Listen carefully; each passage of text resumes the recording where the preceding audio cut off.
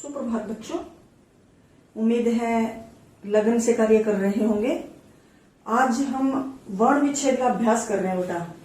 वर्ण विच्छेद, वर्णों को बिखेरना, किसी शब्द में से वर्णों को बिखेरना वर्ण विच्छेद कहलाता है। और जब हम उनको एकत्रित करते हैं तो वो वर्णों का संयोजन हो जाता है। यहाँ पर कुछ शब्द हैं अनुस्वार लगे हुए, हम उनको अलग अलग करेंगे, उनका विच्छेद करेंगे वर्णों का। तो यहाँ पर आप कुछ बातों की ओर ध्यान देंगे कि जिस वर्ण के ऊपर अनुस्वार लगा हुआ है, आप ये देखेंगे कि उस अनुस्वार लगे हुए वर्ण से अगला वर्ण क्या है। अब यहाँ पर पहला शब्द है मंगल। मंगल, म के ऊपर अनुस्वार लगा हुआ है, ठीक है। और अनुस्वार से अगला वर्ण, आगे का वर्ण क्या है? गो। मंगल गो है। और ये ध्यान दोगे, गो यहां पर हमारे सामने क्या है? गो है, ठीक है।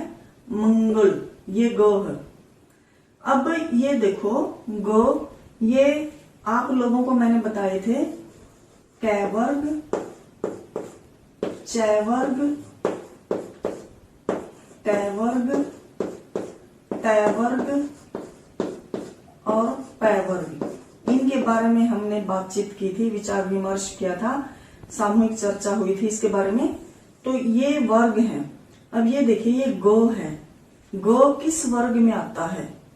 आप उसका उच्चारण करके देखेंगे, सभी उच्चारण बोलने पड़ेंगे आपको।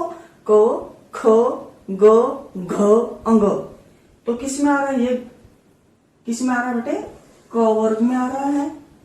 क वर्ग, यानी कि जिस वर्ग के अंतर्गत वह आ रहा है बेटे, उसका पंचमाक्षर आप देखेंगे। अनुस्वार की जगह पर पंचमाक्षर, पांचवा अक्षर उसका प्रयोग करेंगे। तो यहां पर मेरे साथ करते जाएं आप। मंगल, म जमा ओ जमा। अब अनुस्वार की जगह पर मैं क्या लगाऊं? पंचमाक्षर। तो यहां पर क्या लग जाएगा? अंगो। जमा, उसके पश्चात क्या है? गो, जमा ओ, जमा लो, जमा ओ, मंगल। तो ये हमारा वर्ण विच्छेद, मंगल का वर्ण विच्छेद। और हमने पंचमाक्षर, इसकी अनुस्वार की जगह पर क्या, किस चीज का प्रयोग किया है? पंचमाक्षर का। क वर्ग की लाइन में, क्योंकि क वर्ग की लाइन, अंग को ही क्यों लिया हमने? क्योंकि गो लगा हुआ है, अनुस्वार के पश्चात गो, और वो क वर्ग के अंतर्गत आता है, क वर्ग की लाइन में आता है।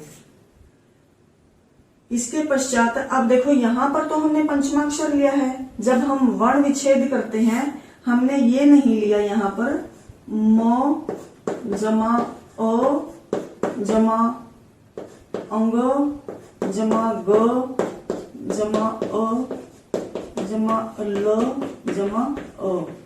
कुछ अनुस्वार लगा देते हैं बच्चे, लेकिन उसका सही प्रयोग क्या है? पंचमाक्षर के साथ ही उसका आप प्रयोग करेंगे, पंचमाक्षर ही लगाएंगे, ठीक है बेटे। इसके पश्चात है पंकज। पंकज में मन प, पहला वर्ण क्या है? प जमा ओ, प। उसके पश्चात लगा हुआ है अनुस्वार। अब अनुस्वार से आगे का वर्ण देखो आप, को। को वर्ग की लाइन में है, जाहिर है कि वही अंग आ जाएगा, जो ऊपर आया था वही आ जाएगा इसमें, तो ठीक है।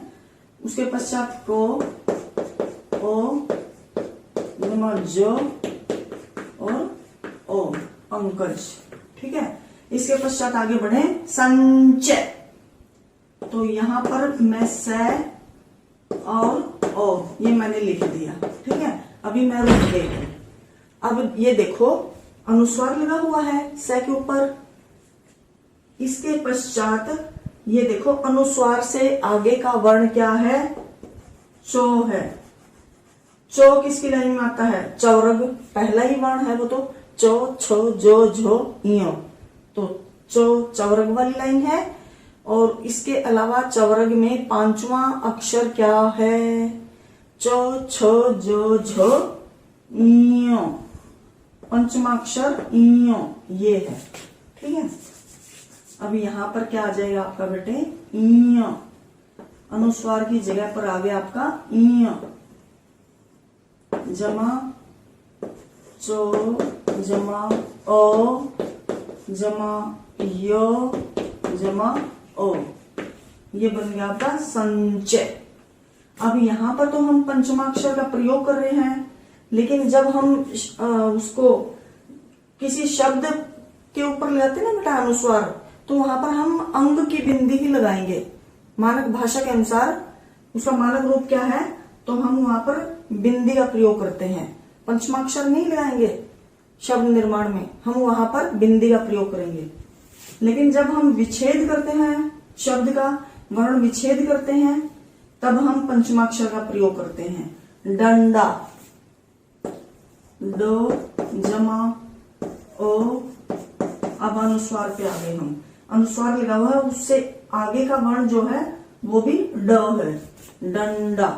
तो टो, ठो, डो, ढो, अणो, ट और की लाइन में है बेटा, ध्यान देना।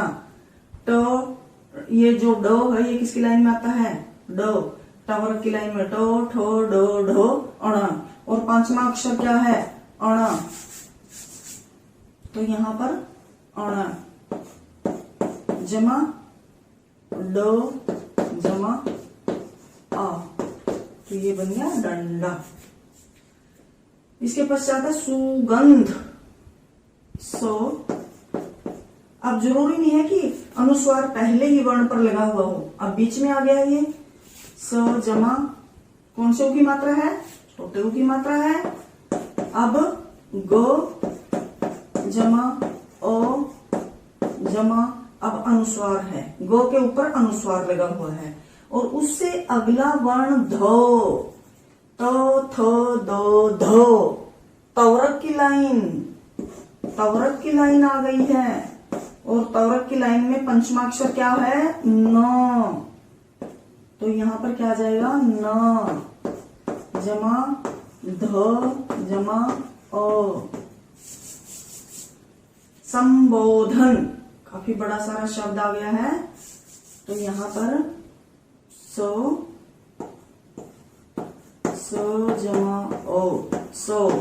ठीक है, अब अनुस्वार है, स के ऊपर पहले वर्ण के ऊपर ही अनुस्वार है, उससे आगे का वर्ण देख लीजिए क्या है, ब, तो ब किसकी लाइन में आता है, प, फ, ब, पावर की लाइन में, और पंचमाक्षर पावर की लाइन में प, फ, ब, भ, म,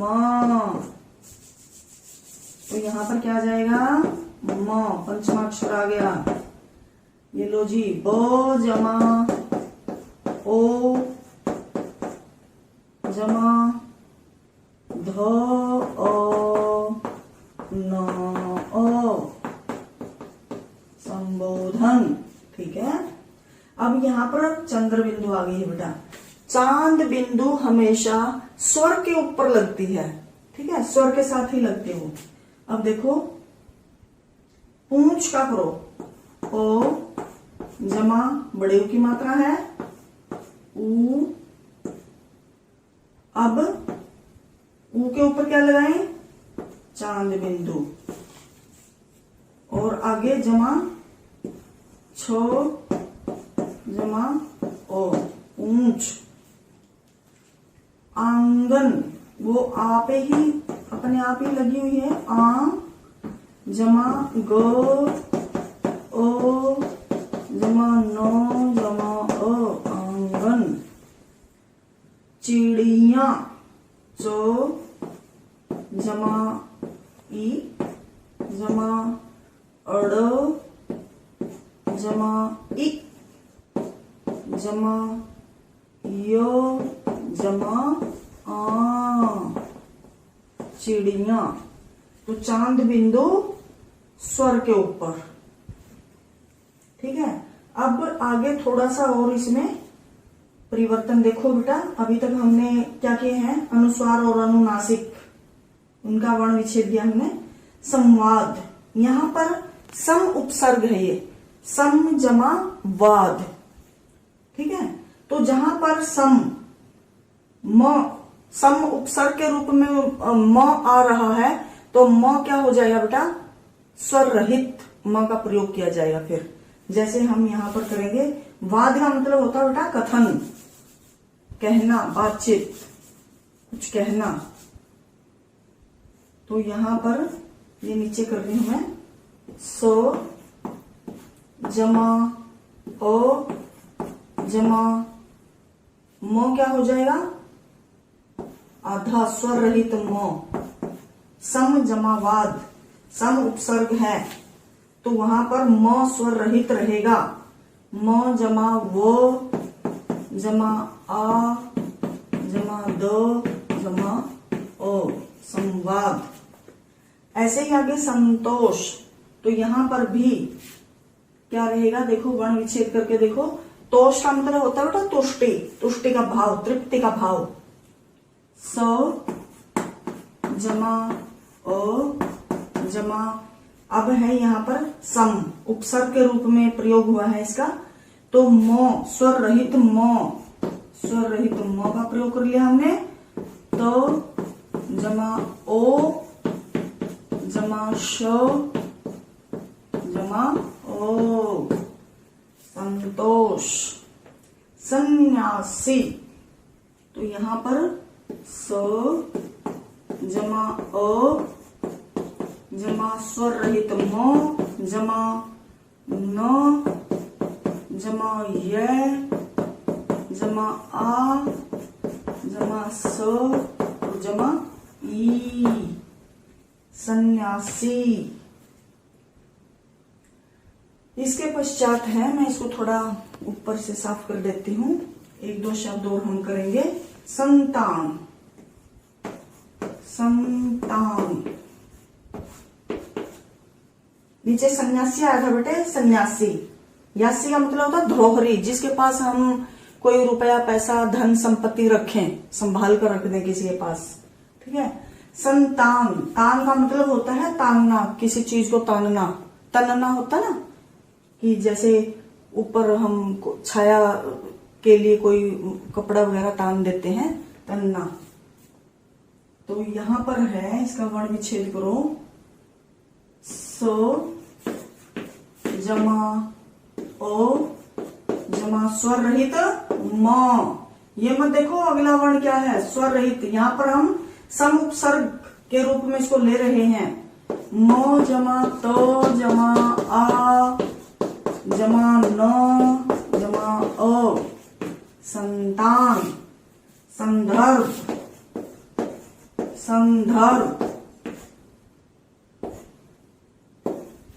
सो जमा अ जमा म स्वर रहित म जमा द जमा अ जमा दर्भ। रो, रेफ की मात्रा ऊपर, रो जमा भ जमा ओ, तो रेफ की मात्रा क्या होती है, स्वर रहित, संदर्भ। इसके पश्चात है बेटा, एक दो और हम करेंगे। संधि,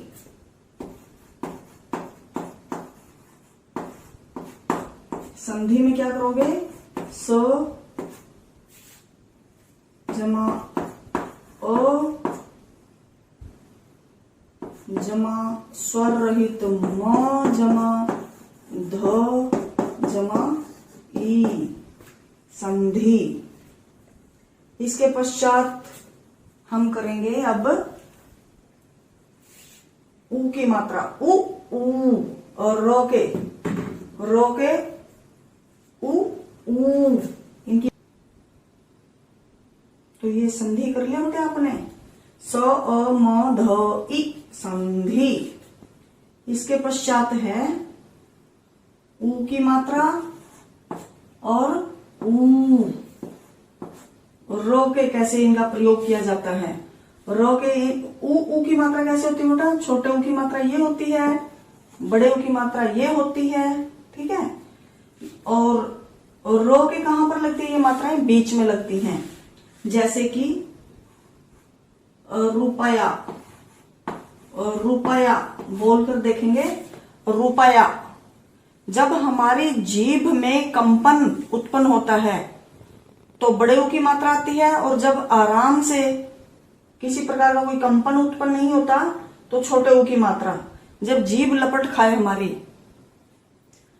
रुपया, लेकिन एकदम से बोलो रूप, रूप, रुपया, रूप। छोटे ऊ की मात्रा कैसे होती है? रो के छोटे ऊ की मात्रा, रो के बिल्कुल ऐसे, ये छोटे ऊ की मात्रा है। और बड़े ऊ की मात्रा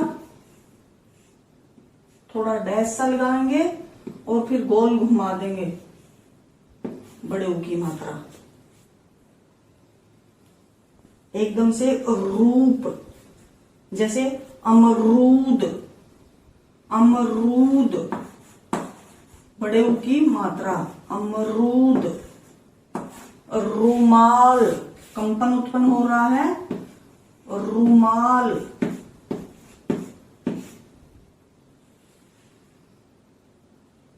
रुपया, रुई, रुई, रुई। रुख, उसने देखा पिताजी का रुख ठीक नहीं था, रुख।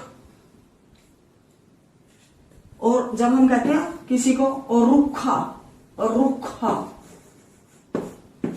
रुखा, रुखा मतलब जैसे किसी का व्यवहार सही नहीं होता, रुखा व्यवहार, नीरस, रुखा, रुखा व्यवहार है उसका। तो एकदम से जब कंपन होती है तो वहां पर हम किस का प्रयोग करते हैं? बड़े ऊ की मात्रा का। जीभ में लपट उत्पन्न होती है, और अन्यथा हम छोटे ऊ की मात्रा का प्रयोग करते हैं। तो ये मात्राएं थी और वर्ण विच्छेद था। इसका आप बार बार अभ्यास करेंगे। धन्यवाद।